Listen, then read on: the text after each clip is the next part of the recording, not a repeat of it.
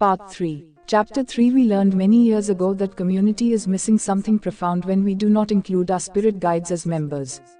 By implication, of course, community also includes God, but we'll take this one step at a time.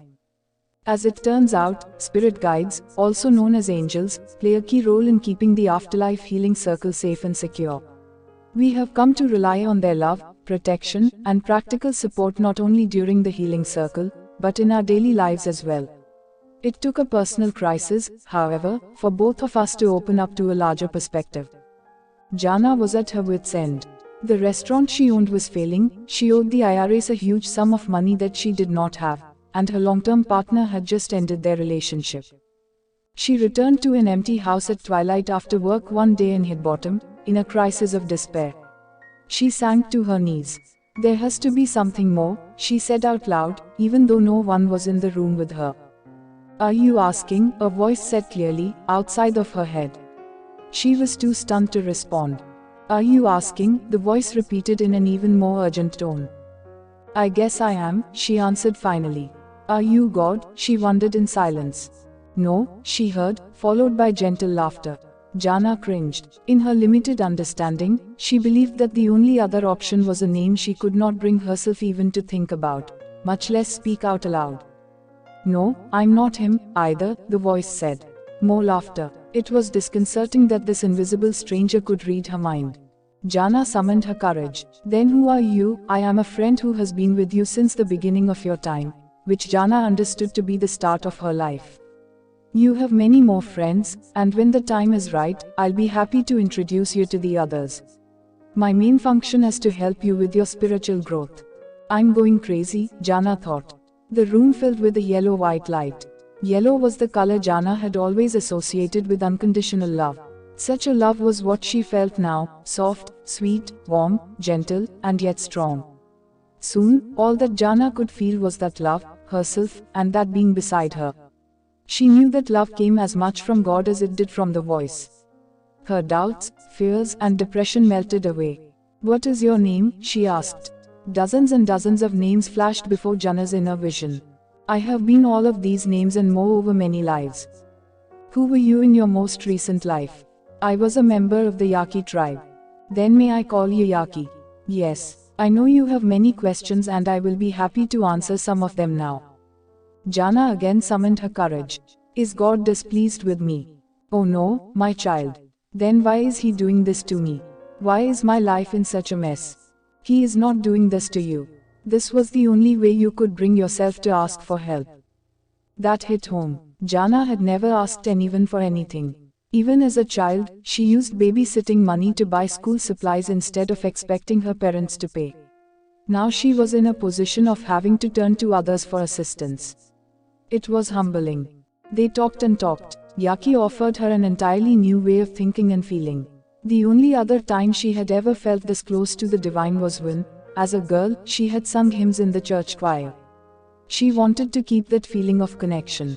Time passed, but Jana was not aware of her body. Only when Yaqui's love finally faded away did she realize that hours had gone by, and she was still on her knees. Jana had graduated from high school intending to become a minister of religious education, because traditional religion was the only avenue she knew about at the time. But after her first internship, she realized that was not the route for her. She left college and looked for a job, hoping that work would fill the inner void. By the time she met Yaqui, Jana had racked up experience in industries that ranged from commercial airlines and hospitals to credit unions and fast food. But the spiritual was never lost, even if Jana did not recognize its presence until Yaqui and her other guides pointed it out to her. She had always been a counselor, teacher, and healer, even if she did not think of herself that way. Complete strangers were always spilling their hearts and secrets to her and asking her for advice and perspective. She often career coached subordinates who were not doing well or happy with their jobs, with the result that she never had to fire anyone. She was constantly showing her staff how to work better and more efficiently, or being that shoulder to lean on when they had personal problems. All of it was counseling, teaching, and healing, simply without the job titles or traditional degrees. Jana mentioned her experience with Yaqui to one of her best customers, with whom she often had long talks after the restaurant closed following lunch. The woman told her about a place where she was planning to get some training in developing her intuition and offered to fund Jana's studies. They planned to teach classes together. Jana went for it. She studied to become an intuitive counselor, a person who uses help from her own and her clients' spirit guides to cut through the confusion and get to the heart of the issue. She learned a healing method that works with the energy of human consciousness and emotions. Next, she trained extensively to teach courses on consciously using the soul or inner senses, also known as psychic abilities, which, like spirit guides, play a key role in the healing circle and any activity that involves spirituality and growth.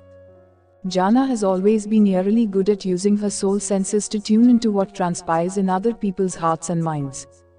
In the years ahead, psychologists, licensed professional counselors, business owners, and consultants would come to Jana for advice and perspective whenever they were stumped. When Jana taught a class, did one-to-one counseling, or did therapy with clients individually, her love and the love of Yaki and her guides would flow through and gobsmack people on the receiving end. "Who are you?" a soon-to-be client student asked Jana not long after encountering her at a SAFE conference. Jana often heard that question or some variant of it. "No one special," she always replied. "What I can do, you can do, everyone can do."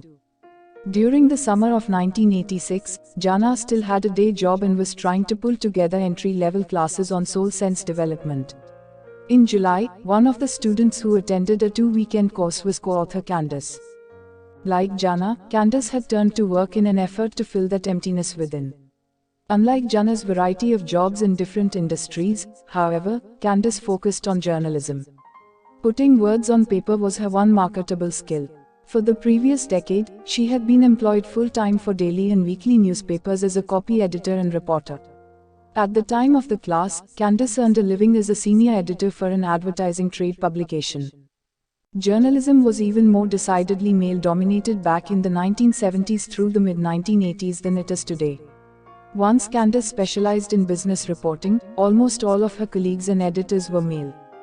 Candace had developed a tough professional shell in order to survive and function in the newsroom. Arriving at the Dallas Times-Herald during the height of its war with its cross-downtown rival, Candace discovered she was good at beating her competitors to stories on her business beats. Similar to many of her ink-stained colleagues, Candace dreamed of writing and publishing the great American novel, or something close to it. A typical introverted wordsmith, she read voraciously in her meager spare time. Although she told herself it was research for that novel she intended to write, it was also her way of exploring what she called the alternative explanation. Candace never bought into conventional wisdom on anything. In any topic, politics, medicine, history, religion, life in general, Candace didn't take the accepted story at face value. She learned from experience as a reporter that so-called facts are slippery little devils, and that highly prized objectivity is more of a myth than unicorns. Candace was looking for answers, her own answers, ones that resonated with her, not those handed down by some authority. She wasn't looking for a master or a guru or a priest or a pastor to tell her what to believe or how to live. For that reason, much of what passed for New Age and New Thought in the mid-1980s didn't interest her, because she regarded it as yet another way to control people. Candace was unabashedly independent. Her need to do for herself, experience for herself, and find her own answers led her to encounter a program that taught participants about how to recognize and access their psychic abilities for themselves. That suited Candace, because she wasn't looking for a psychic or a medium. Although there were local instructors offering this course, Candace headed more than 50 miles west to the class that Jana was teaching. It was that class that called her name. When Candace met Jana for the first time and heard her speak, one of the first thoughts that popped into her head was, "She's a lot like Judith." That was the name of an important character in the novel that Candace intended to write. Much later, Candace discovered that Jana and Judith are indeed one and the same soul. Candace also saw and felt, vaguely, how easily Jana comprehended her students' real questions, the ones they could not always put into words. Jana chatted breezily about her relationship with her spirit guides, too. The class accelerated a deep longing within Candace, who, underneath that hard-shell journalist exterior, was a gooey mess of unresolved spiritual and emotional pain. She was in a world of hurt and had major emotional problems, although she could not recognize it because her mind and heart were literally disconnected. Candace's guides, however, went straight to Jana and, throughout the course, pleaded with her to do something. Jana also felt the tug of Candace's badly wounded emotional body. Candace's protective cover didn't fool Jana one bit. After the last class of the first weekend, Jana casually invited Candace down to a floating dock on Eagle Mountain Lake that belonged to the home where the program was being held. What transpired was an impromptu healing session, which moved Candace to agree to the healing method Jana practiced called Sunan therapy. After just 6 sessions and her first conscious meeting with her own guides, and Candace's emotional and spiritual reality had shifted 180 degrees. Her mental and emotional bodies reconnected, Candace began communicating with her guides daily through automatic writing, which did not and still doesn't involve any strange phenomena. Filled with hope, Candace was determined to help bring Jana's work to a wider audience. The woman Jana originally intended to partner with had become preoccupied with a family crisis. Jana had tried to help her as much as possible, but the woman became more and more wrapped up in a nasty battle and was not in a place to teach. Jana accepted Candace's offer to establish a school where she could devote herself full-time to counseling, teaching, and healing. Candace's job provided a base of financial support. At the outset, Candace was more of an observer and supporter than a participant. She met and liked Jana's students and clients, but was not directly involved in the work, except when Candace undertook more Sunan therapy with Jana as her therapist. That changed, however, when Candace was able to participate in the Afterlife Healing Circle that Jana had scheduled for a Saturday afternoon. Candace was intrigued but had no idea what to expect.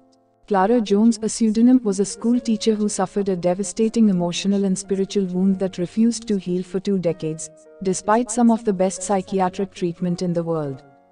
Clara was raised in a small Russian Orthodox community in the eastern United States. Her mother and father were first-generation immigrants who, Clara realized later, used their intuitive abilities to survive in a culture they didn't really comprehend. They also kept their Russian background quiet during the days of Joseph McCarthy and congressional investigations of suspected communist activities. "My mother denied her past and lived a facade," Clara said. When her mother died of cancer in 1967, Clara felt she had never had the chance to say goodbye to her real mother. 5 years later, Clara began 3 years of intensive psychiatric therapy with daily sessions. "I felt like they literally dug me out of a grave," she said of the physicians who attended her. The doctors, however, were unable to help her resolve her feelings about her mother. During therapy, Clara would sense her mother's presence. Feelings that she had lived other lives would also take hold of her. The doctors called it her imagination and dismissed it. They didn't know how to address her spiritual or emotional needs. Clara tried psychotherapy again in the 1980s and stuck with it for 5 months. The same thing happened. Traditional therapy could help her to a certain point. Past that point, it was of no further use to her. "I felt a pressure that no one could help me with," she said. When your problems touch on the spiritual, traditional doctors can't do much. "I had a spiritual injury that I couldn't ignore." Prodded by her intense and deep-seated need for healing, Clara was open to an alternative approach to grief resolution. Her desire to resolve this issue eventually led her to a counseling session with Jana through Clara's daughter, who was one of Jana's students and had mentioned her mother's problem. Jana offered to conduct the Afterlife Healing Circle for Clara, who immediately agreed to it even though her daughter had some doubts. "I knew the offer of the Afterlife Healing Circle was right. I felt it," Clara explained. Despite her confidence, Clara was taken aback by the proceedings. "It was shocking when I realized how real it was." 3 years after that Afterlife Healing Circle, Clara told Candace that it enabled her at last to make peace with her mother 2 decades after her mother's physical body had died. Clara found that other areas of her life also healed. She felt more at ease with herself and less compelled to be with other people just to avoid being by herself. Equally important to her was that she now had some terms for the intuitive abilities that were always so natural to her and her parents. It was a tremendous eye-opener to realize the reality of life after death and that other people felt this way, Clara said. Ironically, it was the healing circle that reconciled Clara to the church of her childhood, which she rejoined not long after her circle. "The church is not open to this subject, but I'm in a whole different space," she said. As a result of the Afterlife Healing Circle, When Clara made the sign of the cross and followed other rituals, she was now aware of a much deeper spiritual dimension. The ceremonies came to hold a rich and very personal meaning for her. She no longer regarded the rites as just motions done by rote and handed down as someone else's truth. Clara wasn't the only person amazed by her afterlife healing circle. Candace, too, was floored by how much intuitive information she and others received during that circle. Similar to the other participants, Candace was moved to tears of joy and gratitude during the emotional reunion between Clara and her mother. Everyone present experienced and celebrated the reality of life after death. The effect of this simple proceeding was staggering. Candace had to shake her head and smile, because if anyone had told her just a year earlier that she would be part of something like this, she would have thought this person was crazy and would have said so in no uncertain terms. Not anymore. The afterlife healing circle was precisely the kind of personal spiritual experience Candace so very much wanted and insisted on, rather than words handed down from an authority. Indeed, she had never witnessed the presence of God in quite the same gripping and moving manner in which she has experienced it repeatedly during the afterlife healing circle. Eventually, Jana trained Candace along with other students to be intuitive counselors, using their soul senses and client spirit guides to obtain helpful information and to conduct the healing circle when it was appropriate.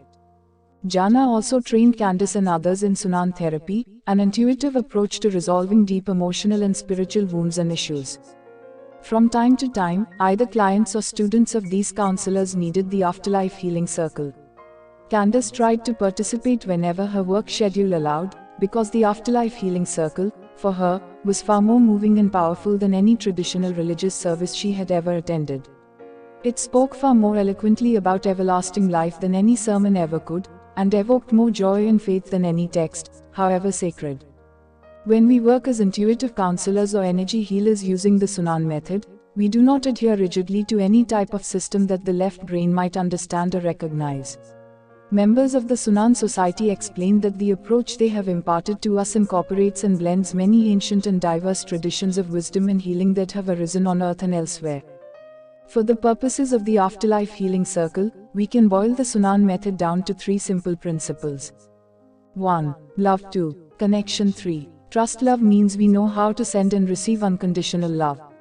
We keep mentioning the presence of love during the afterlife healing circle because it is so critical. We'll explain more about that special kind of love and how it makes the healing circle, as we practice it, both possible and healing. Connection means simply that we always keep the flow of love open among us, our clients, the invisible healers who are supporting and helping us, and the divine. This definitely applies during the afterlife healing circle. Trust is really about self-trust. We have enough self-trust that we trust the information about the client that we receive in that flow of love. The information doesn't have to be logical or rational or make sense to us because it's not for us, it's for the client.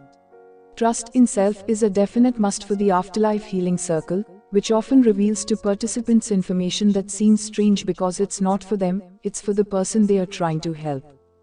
These principles are tough for many people to apply. They pose a challenge for beginners and even for those who have more experience in our version of the afterlife healing circle. But applying these principles is absolutely essential, as Candace was to witness many more. Soulmate. This is a part of Zindagi Ki Roshni consultancy. It has been established for those who have lost someone and for those who are very sad in their life.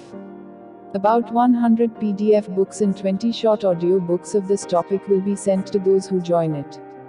This data will be sent to their email or WhatsApp. If you want to join this organization, then please send WhatsApp message to this number.